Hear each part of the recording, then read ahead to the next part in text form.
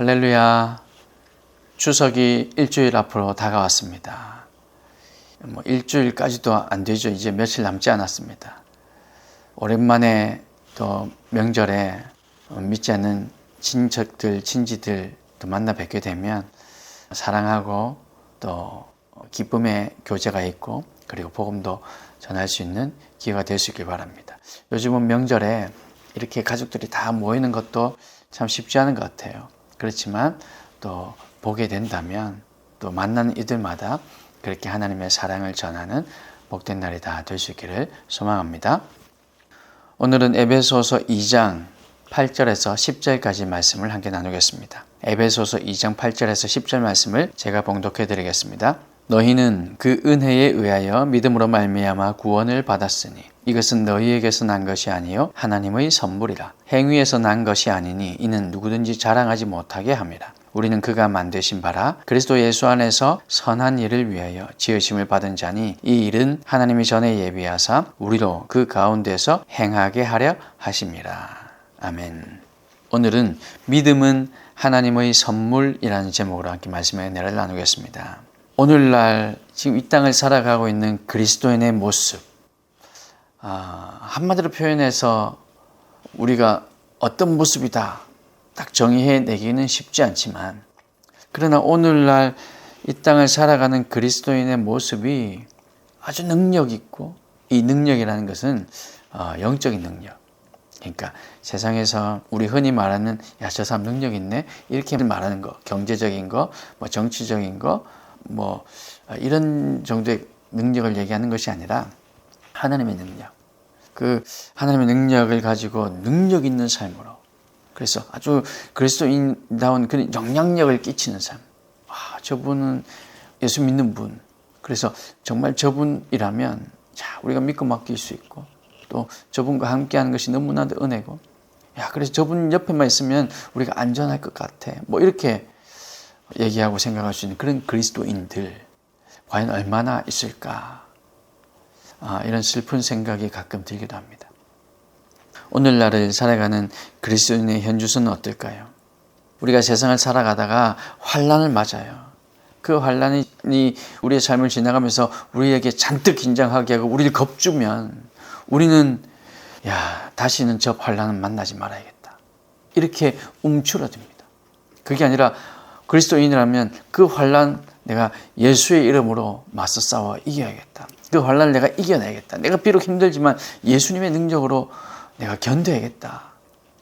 이렇게 생각하기보다는 환난이 닥치면, 그 환난이 우리에게 겁을 주면 다시는 저 환난을 만나지 말아야지라고 피하며 살아가는 것. 그것이 오늘날 그리스도인들의 현주소가 아닐까 생각이 됩니다. 물론 그 가운데 저도 포함이 되고요. 이렇게 그리스도인들이 능력을 상실한 채 살아가는 이유, 세상에 주눅들어 있는 이유 무엇일까요? 환난이라는 바람을 만나면 겁부터 먹고 저 환난이 나에게는 닥치지 않고 그저 지나가 주기만 하면 좋겠다, 나만 아니면 돼, 이런 마음을 먹는 이유가 무엇일까요? 그 이유는 우리가 가진 믿음을 우리가 너무 과소평가하기 때문입니다. 우리가 우리 믿음을 과소평가한다는 것은 예수님을 알고부터 지금까지 쭉 그래 왔을 수도 있고, 혹은 어떤 사람은 능력 있게 살다가 순간순간 우리가 기분도 업되고 다운되고 이럴 때가 있잖아요. 우리가 믿음으로 충만할 때와 좀 그렇지 못할 때가 있을 겁니다. 그래서 어떤 때는 분명히 믿음으로 충만해서 그 하나님께서 나와 함께 하실 거야, 우리가 믿음을 과소평가하지 않고 믿음의 그 단어, 그 능력 그대로 살아가기도 했었는데, 때로는 어떤 때는 또 우리가 그 믿음을 과소평가하고 이것까지 될까? 라고 생각할 때가 있다는 거죠.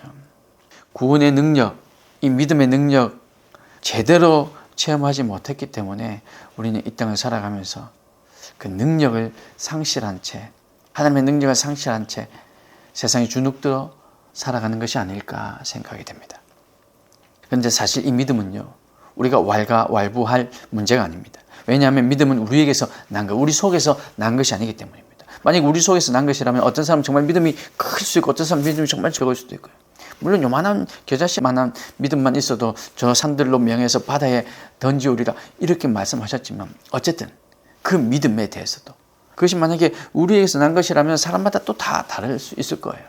그런데 믿음은 우리에게서 난 것이 아닙니다. 8절 말씀에 보니까 믿음은 하나님의 선물이라고 합니다. 그리고 이것은 이라는 그 적혀있는 단어, 이 헬라어 단어가 분명히 이것은 이라고 얘기하는데 이것은을 지칭하는 것이 바로 믿음인 거죠.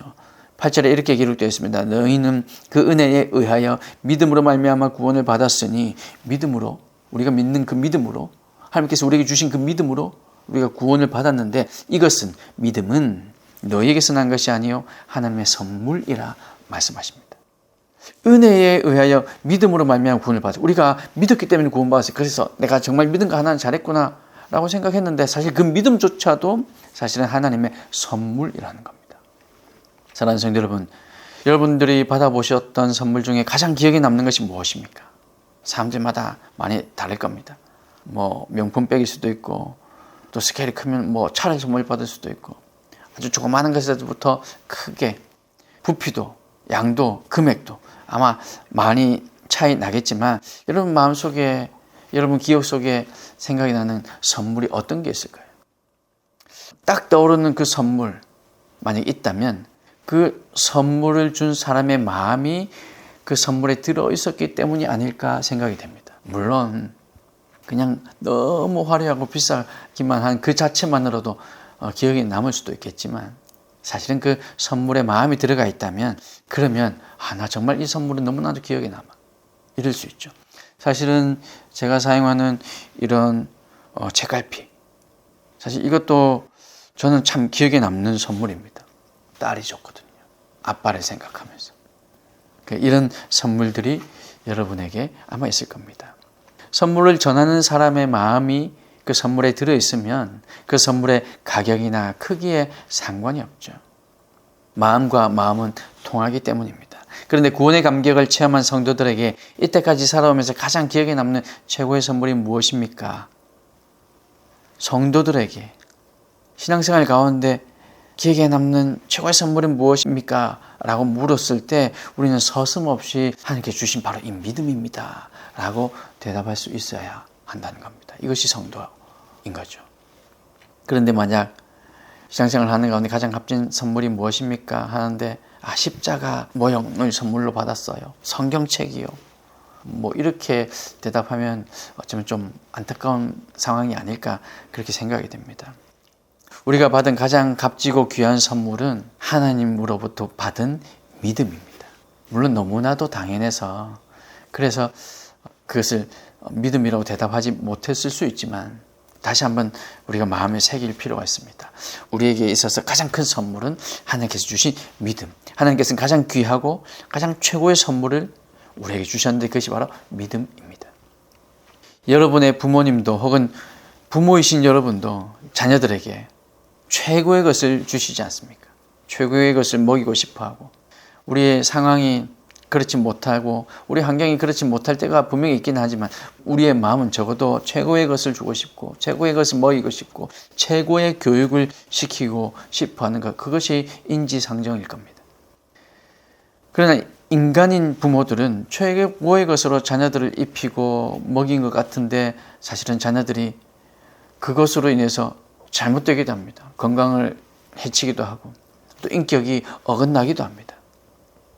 그러나 우리 하나님은 우리에게 최고의 선물을 주실 때, 최고의 것을 우리에게 주실 때 그것이 실패하는 법이 없습니다. 우리 인간처럼 우리는 최고의 것을 줬지만 그러나 그 최상의 결과가 나오지 않는 그런 우리의 인간처럼 우리 하나님은 우리에게 실패하는 법이 없다는 거죠. 보통의 사람이라도 자녀를 그렇게 사랑하는데 하물며 하나님께서 우리에게 최고의 것을 주시지 않겠습니까? 그래서 선물로 받은 이 믿음은 값싼 것이 아니라는 사실을 우리는 기억해야 합니다. 여러분이 가지고 계신 믿음은 그래서 보통 것이 아니죠. 한 번도 펼쳐보지 못해서 그렇지 이 믿음 안에는 온갖 것들이 들어있습니다. 이 믿음 안에는 능력이 있고, 이 믿음 안에는 힘이 있고, 이 믿음 안에는 충만함, 이 믿음 안에는 풍성한 것들이 있는 줄 여러분 믿으시길 바랍니다. 그리고 이것을 체험하시길 바랍니다. 여러분, 그렇다면 하나님은 이 엄청난 믿음을 왜 선물로 그냥 주셨을까요? 9절 말씀에서 그 이유를 찾을 수 있습니다. 9절 말씀에 보니까 행위에서 난 것이 아니니 이는 누구든지 자랑하지 못하게 함이라. 우리가 구원받은 것은 전적으로 하나님의 은혜였음을 다시 한번 강조하고 있습니다. 우리가 은혜를 받았다, 하나님께 선물을 받았다라는 것에 조건이 없다는 겁니다. 행위에서 난 것이 아니라는 겁니다. 우리의 어떤 것들 때문에 주어진 것이 아니라는 겁니다. 만약에 얼굴 예쁜 사람만 구원받는다, 잘생긴 사람만 구원받는다, 그러면 도대체 우리 인류 가운데 누가 구원받아야 됩니까? 자타가 공인하는 잘생기고 이쁜 사람들이 있지만 그가 다른 나라에 가면요, 또 아닐 수도 있거든요. 시대가 바뀌면요, 또 아닐 수도 있잖아요. 조건으로 구원받는다면 아무도 구원받을 사람이 없을 겁니다. 삶이 성실하기 때문에 하나님께서 우리에게 구원을 선물로 주시고 은혜 주신 것도 아닙니다. 많이 배운 것 때문도 아닙니다. 많이 가졌기 때문도 아닙니다. 다시 한번 말씀드리지만 행위에서 난 것이 아니라고 말씀하십니다. 어느 누구도 그 무엇도 나를 억만 죄악 가운데서 지옥 갈 수밖에 없었던 우리를 건져줄 수 없었다는 겁니다. 돈도 명예도 권력도 나를 억만 죄악 가운데 이 지옥으로 달려가는 길 가운데서 건져줄 수 없었기 때문에 사실 우리의 주소는 지옥이었죠. 그 죽음의 구렁텅이에서 나를 건져주신 분이 바로 하나님이었다는 말씀입니다. 하나님 한 분만이 우리를 건져주실 수 있다는 겁니다. 그것도 돈 한 푼 받지 않고 나중에 갚으라고도 말씀하지 않습니다. 아무 조건 없이 그냥 거저주셨기 때문에 그것이 은혜다, 선물이다 라고 얘기할 수 있는 거죠. 우리를 건져주신 값을 받으려면 세상 온 우주 값을 다 더해도 아마 부족할 겁니다. 그래서 하나님께서 그냥 됐어, 너도 안 받아도 돼 라고 말씀하시는 거죠. 이것이 은혜는 겁니다. 값으로 환산할 수 없기 때문에 그냥 주셨다는 것이, 이것이 하나님께서 우리에게 주신 전적인 은혜이고 하나님의 선물이라는 사실, 여러분 꼭 기억하시기 바랍니다. 이 하나님의 선물이라는 말씀에는 또 우리가 새겨 들어야 할 귀한 교훈이 하나 더 있는데, 그것은 더 이상 자랑하지 말라는 겁니다. 행위에서 난 것이 아니다. 또 한 가지, 자랑하지 말라. 그래서 믿음을 선물로 주셨답니다. 자랑 못하게 하기 위해서. 정말 구원받은 사람은 자신을 드러내지 않죠. 은혜를 받았기 때문에, 정말로 그 은혜로 구원받았기 때문에 더 이상 말하지 않습니다. 은혜가 무엇인지 진심으로 아는 사람은 자신을 드러내지 않습니다. 죽을 수밖에 없었는데요. 지옥 갈 수밖에 없었는데요.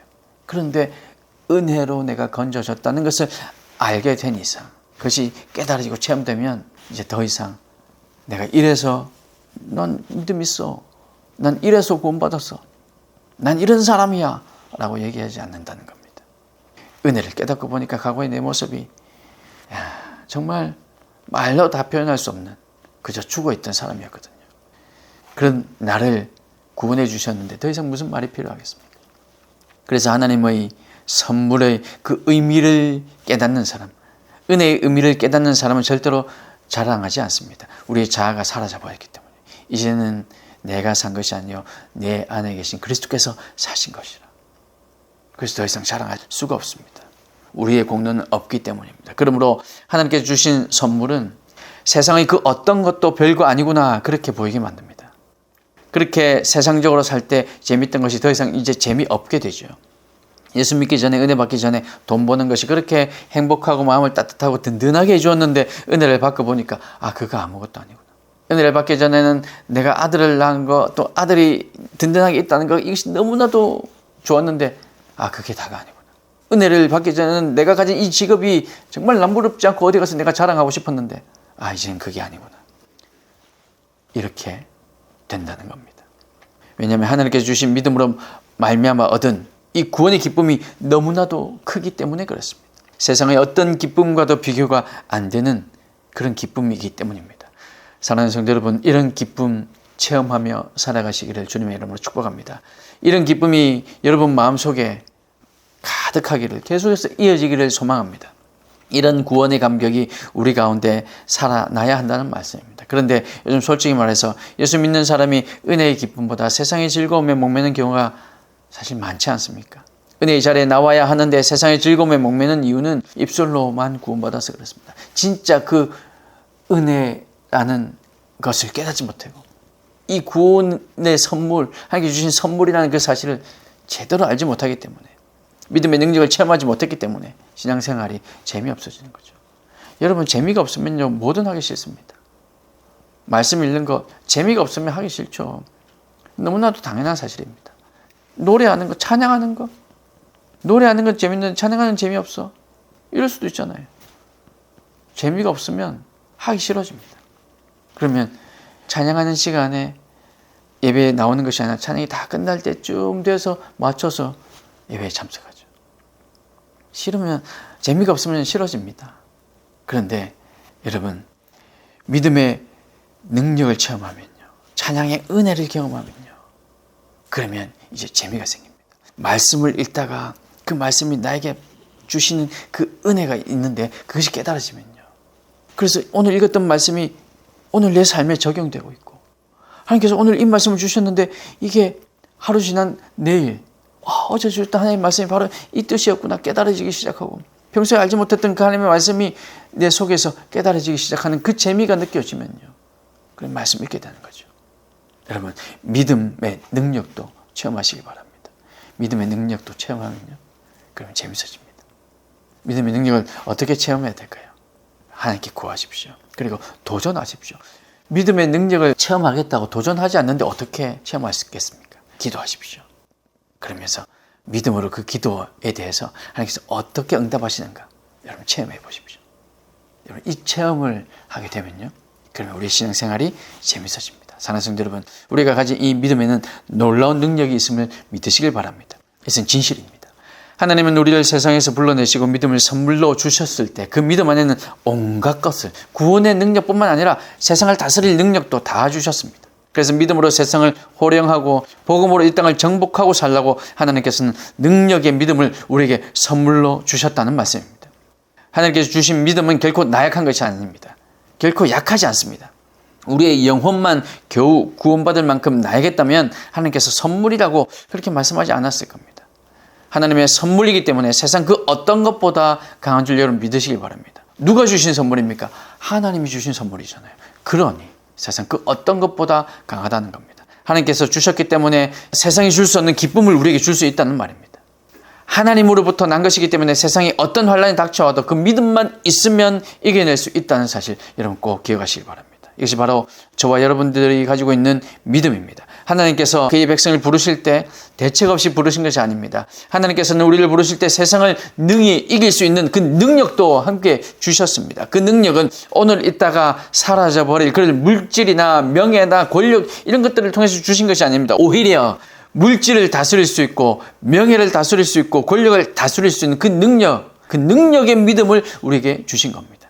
10절 말씀에 그 말씀이 드러나죠. 왜냐하면 우리는 그가 만드신 바라 그리스도 예수 안에서 선한 일을 위하여 지으심을 받은 자니 이 일은 하나님이 전에 예비하사 우리도 그 가운데서 행하게 하려 하심이라. 여러분, 이 말이 무슨 말이냐면 하나님께서 주신 그 믿음은 나약한 믿음이 아니기 때문에 나 혼자 잘 먹고 잘 살라고 주신 것이 아니라는 말입니다. 이 믿음은 나를 살리는 겁니다. 이 믿음은 이웃을 살립니다. 이 믿음은 우리 공동체를 살립니다. 이 믿음은 나라와 민족을 살릴 줄 여러분 믿으시길 바랍니다. 그래서 이 믿음을 갖고 있는 사람은 나도 살고 남도 살리는 그런 능력을 우리에게 선물로 주셨다는 말입니다. 제가 10절 말씀을 읽을 때 방금 왜냐하면 이라고 시작했습니다. 우리말에는 기록되어 있지 않지만 사실 원어에는 이 왜냐하면 생략이 되어 있죠. 그래서 결국은 하나님께서 믿음을 선물로 주신 그 이유가 뭐냐면 이 바로 10절 말씀인 거죠. 그래서 선한 일을 위하여 지으심을 받았다. 우리는 이 선한 일은 뭡니까? 인간의 창조 목적이 되는 그 일인데 인간의 제일 되는 삶의 목표인 하나님을 영화롭게 하는 것, 이 선한 일을 위하여 우리는 지으심을 받았고 이 일은 하나님이 전에 예비해서 우리로 그 가운데서 행하게 하리, 이 모든 삶 가운데서 행하게 하려 하십니다. 예수 그리스도 안에서 행하게 하려 하십니다. 그렇게 말씀하고 있는 겁니다.